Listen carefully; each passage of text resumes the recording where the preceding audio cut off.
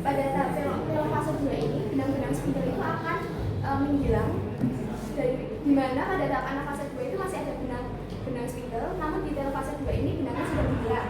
Kemudian pada tahap telofase 2 ini, kromatin tunggal yang memisah pada ujung-ujung kutub yang berlawanan itu akan membentuk atau terurai menjadi benang-benang kromatin. Kemudian dari ujung-ujung kutub yang berlawanan tadi itu akan membentuk membran nukleus yang akan melindungi benang-benang kromatin. Jadi benang-benang yang kromatin yang saya maksud itu adalah yang berwarna pink dan biru di sini. Dia itu sudah terurai, di mana pada tahap anafase 2 tadi mereka yang biru masih sama biru, yang pink masih sama pink. Sedangkan di telofase 2 ini mereka akan terurai menjadi tercampur gitu bahasanya. Kemudian di sini ada centriole, kemudian ini juga ada centrosome. Selanjutnya di tahap telofase ini juga terjadi yang namanya proses sitokinesis. Jadi proses sitokinesis itu adalah membelahnya sitoplasma ini menjadi dua bagian, jadi sudah jadi dua bagian, jadi ada belah. Terus habis itu hasilnya jadi kayak gini, 4 sel anakan.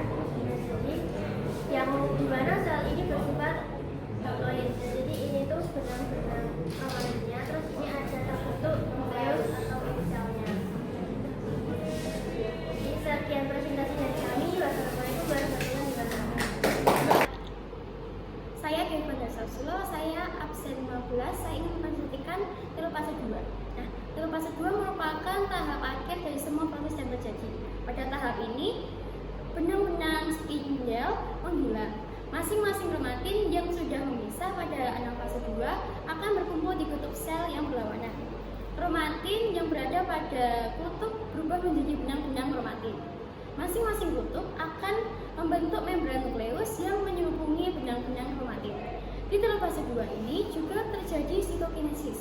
Sitokinesis adalah peristiwa membelahnya sitoplasma menjadi dua bagian dan terbentuk bentuk membran plasma atau membran sel di tengah bidang ekuator.